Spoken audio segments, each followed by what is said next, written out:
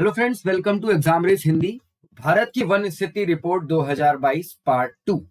इसके पार्ट 1 में मैंने रिपोर्ट से रिलेटेड जो फैक्ट्स थे वो फैक्ट्स आपको बताए कि कौन से राज्य सबसे ज्यादा वनावरण वाला है, कौन से 5 राज्य हैं जिनमें सबसे ज्यादा वनावरण है, क्षेत्रफल के हिसाब से सबसे ज्यादा वनावरण वाला राज्य कौन सा है, सबसे कम वनावरण वाला राज्य कौन सा है, कार्बन स्टॉक के बारे में बताया मैंने आपको, मैंग्रोव के बारे में बताया।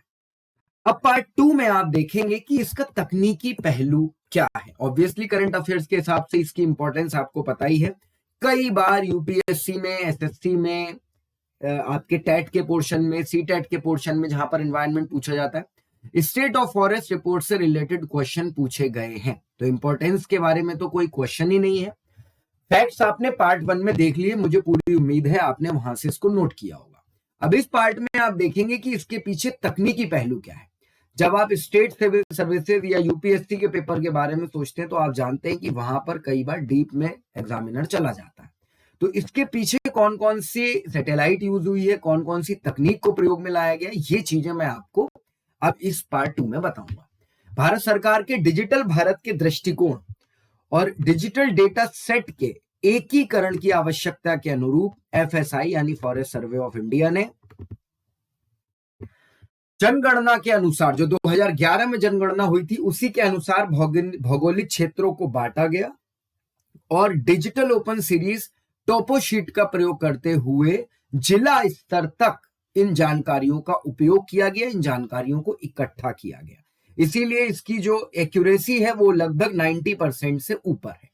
मिड रिजोल्यूशन उपग्रह डेटा का उपयोग करते हुए देश के वनावरण का द्विवार्षिक मूल्यांकन जिला, राज्य और राष्ट्रीय स्तर पर वनावरण और वनावरण में बदलावों की निगरानी। देखिए, सबसे बड़ी चीज है कि आप चेंज को कैसे नापेंगे। तो चेंज नापने के लिए क्या है कि आपके पास मान लीजिए इस आप उपग्रह अवेलेबल हैं जो कि हीट के बेसिस पर, एनर्जी रिफ्लेक्शन के बेसिस पर या सनलाइट के रिफ्लेक्शन के बेसिस पर, मीथेन जो निकल रही है उसके बेसिस पर, कार्बन डाइऑक्साइड को के बेसिस पर, सेंस जो उसमें रिमोट सेंसिंग टेक्नोलॉजी लगी होती है उसके बेसिस पर उस डेटा को इकट्ठा करते हैं। आप पेड़ों को नहीं गिन सकते, लेकिन हर पेड़ के उगने के साथ या पेड़ के कटने के साथ जो रासायनिक परिवर्तन आ रहे हैं उस एरिया के, जो एरिया आपके कंसिडरेशन में है, उससे आप पता लगा सकते हैं कि ये गिनती कैसे बदल रही है।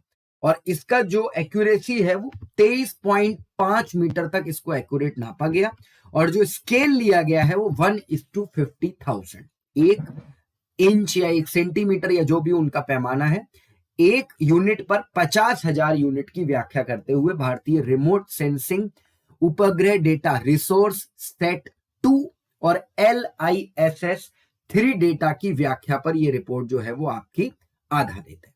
तो आप देख सकते हैं कि किस तरीके से डेटा में चेंज के आधार पर जो डेटा आपको मिल रहा है, अब आप इसी चीज का, इससे भी जैसे जेम्स वेब टेलीस्कोप जो है वो अभी छोड़ा गया, तो ऐसा नहीं है कि जेम्स वेब टेलीस्कोप इतना अच्छा उसका जो है वो टेलीस्कोपिक सिस्टम है कि वो वहां पर जाकर के डेटा को एनालाइज करेंगे लेंस से, बल्कि जो उस डेटा का रिफ्लेक्शन बन रहा है, यानी अगर मान लीजिए कहीं पर ब्लैक होल बन रहा है तो जो एनर्जी में चेंज हो रहे हैं, या फिर कहीं से लाइट रिफ्लेक्ट होकर के आ रही है वहां से अगर कोई चेंज हो रहे हैं तो उसको वो एनालिसिस करता है। इसी तरीके से जो रिसोर्स सेट, हमारा जो रिमोट सेंसिंग का डेटा छोड़ा गया है, रिसोर्स सेट 2 और LISS linear imaging self scanning sensor, ये इसका पूरा नाम है, आप इसको याद रखेंगे, linear imaging self scanning sensor 3, इस डेटा की व्याख्या पर ही आधारित है।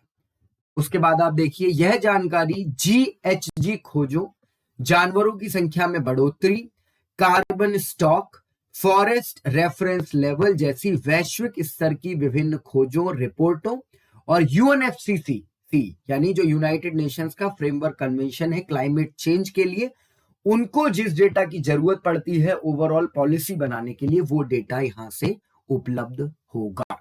वैश्विक वन संसाधन आकलन यानी ग्लोबल फॉरेस्ट रिसोर्स एस्टिमेट्स के तहत अंतरराष्ट्रीय रिपोर्टिंग का भी ये तथ्य प्रदान करेगा। पूरे देश के लिए उपग्रह डेटा अक्टूबर से दिसंबर 2019 की अवधि के लिए NRAC से प्राप्त किया गया। उपग्रह डेटा का पहले विश्लेषण किया जाता है और उसके बाद उसको बहुत ही हम कह सकते हैं एफिशिएंट तरीके से एनालिसिस के बाद ही कोई चीज सामने आती है।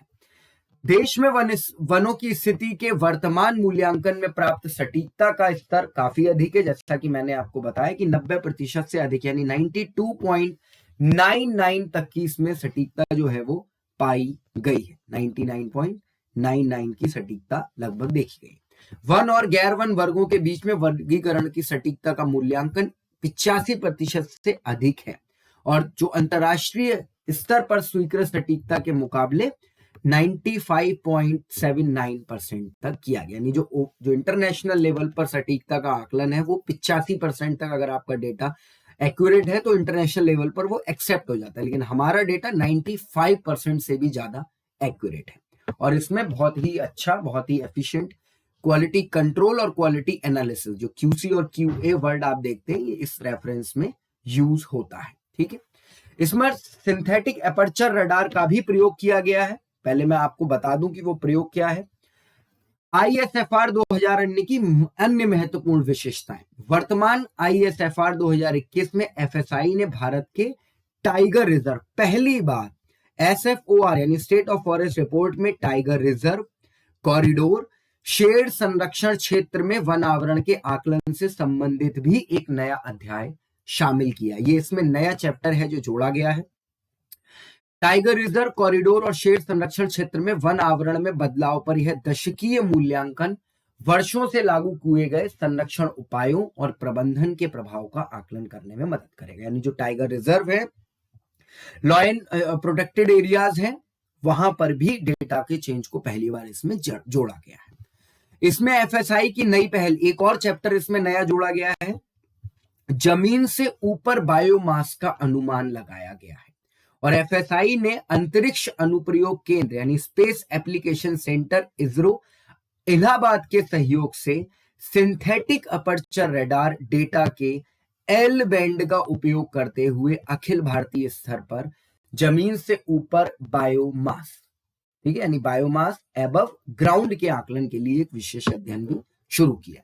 अब सिंथेटिक अपर्चर रडार के बारे में आप जानकारी, हमारा ही लेक्चर अपलोड हुआ है एग्जाम रेस हिंदी पर, यहाँ मैंने लिंक दे दिया है, ये आपको डिस्क्रिप्शन में भी मिल जाएगा, वहां से आप पढ़ सकते हैं कि सिंथेटिक अपर्चर रडार क्या है, इसकी कार्यप्रणाली क्या है और इसके जो अलग अलग बैंड हैं वो किस तरीके से प्रयोग में आते हैं। तो यहाँ से आप इसको देख सकते हैं। ठीक है, तो ये इसका तकनीकी पहलू था पार्ट 2 में। आप सभी इस स्टेट ऑफ फॉरेस्ट रिपोर्ट, चाहे उसके वो फैक्चुअल थिंग हो या फिर टेक्निकल, इसका जो पहलू है जरूर सबको नोट करिए। एग्जाम्स का जो दौर है वो शुरू हो जाएगा अब आपका जनवरी-फरवरी के बाद से। तो ये 2022 का करंट अफेयर्स है, 2 साल बाद ये जनरेट होती है रिपोर्ट, इसलिए और ज्यादा ही इंपॉर्टेंट हो जाता है। एग्जाम रेस हिंदी को जरूर सब्सक्राइब करिए। Thank you.